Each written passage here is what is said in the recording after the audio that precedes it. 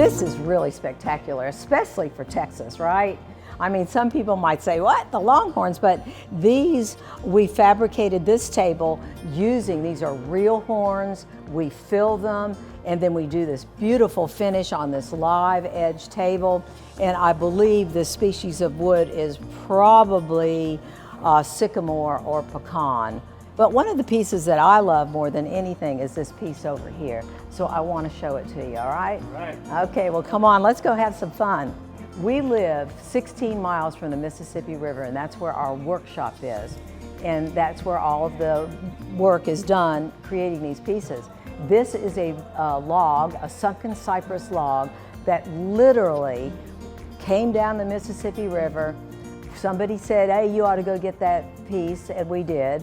It sat up for a while to dry out, and we ended up creating this incredible cantilevered bar showcase piece.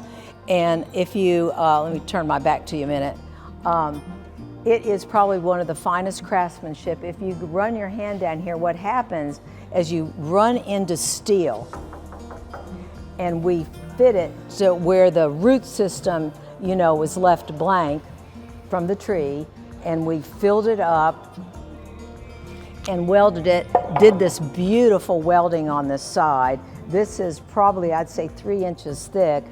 And then we wanted to create an organic feel. And because it was a Mississippi River and we're in the Delta and we're in bayous, I think alligators might have come in part of the, to create this prehistoric, you know, look. And each piece is hand welted to match. You can see the great, great majestic tree it had been. I don't have any idea how old this is. There's no telling how long it had been. It probably was stuck in the mud for a long, long, long time, and then because of the storms came up, and then we welded. But you could stand on the end of this and it will not flip over. And above it is something totally opposite of this organicness. This is, I'll call it steampunk.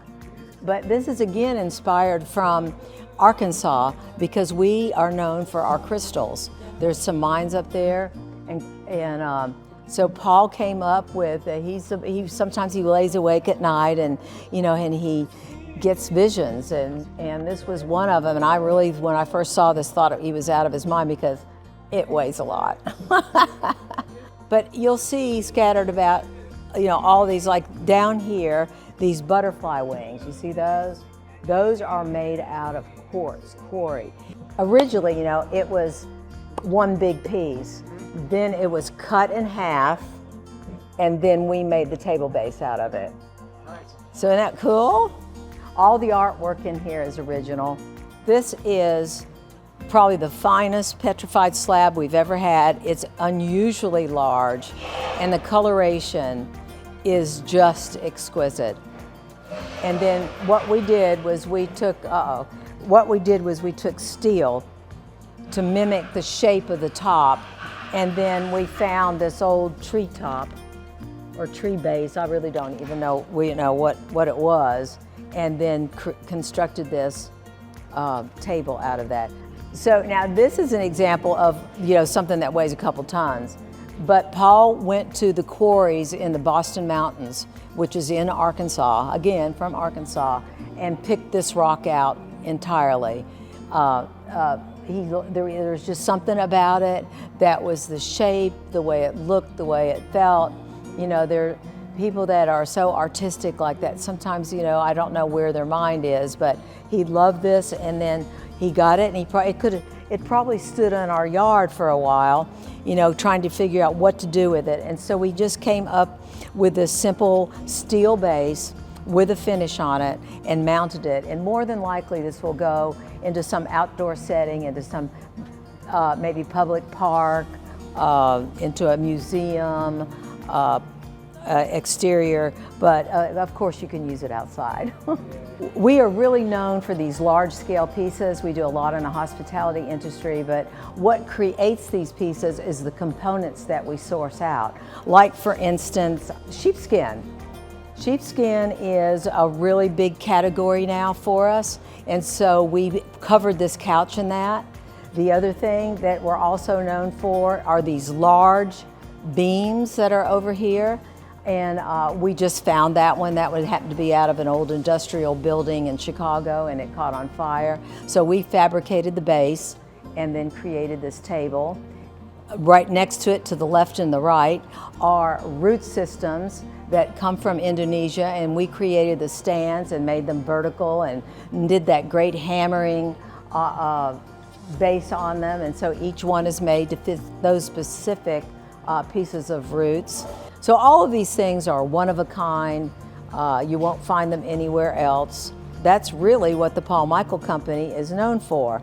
Paul Michael is the mastermind behind Market Hill, and we have probably 30 or something more vendors in here that all are of this caliber. We don't, have anybody in this showroom or in these spaces that aren't the best of the best. So it's really worth a trip here. We have an on-site restaurant that is well known. It's called Duos. We have 2 bars now. We just have a ball here all the time, all the market. But we're open Thursday through Sunday in non-market times, because guess what's happening to Round Top? It's starting to be a destination, and more people are coming here on the weekends. So, we want to accommodate that. I think what's really wonderful about Round Top is that the artistic energy here is contagious. And when you're walking around and you start seeing these incredible designs and how they're displayed and what people are doing to recycle, rethink, it's humbling. I mean, there is so much artistic energy, it all in one big bundle of place. You really can't see it anymore in one day, 2 days, 3 days, 4 days. You need to spend a couple of weeks here, yeah.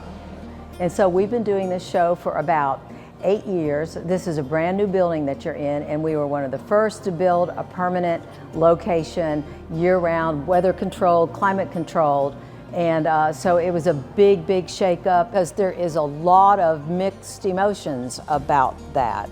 So if you're an old-timer that's been coming here for 25, 30 years, you are uncomfortable about it, and you're a little overwhelmed by it, because it's like almost too much to see at one time.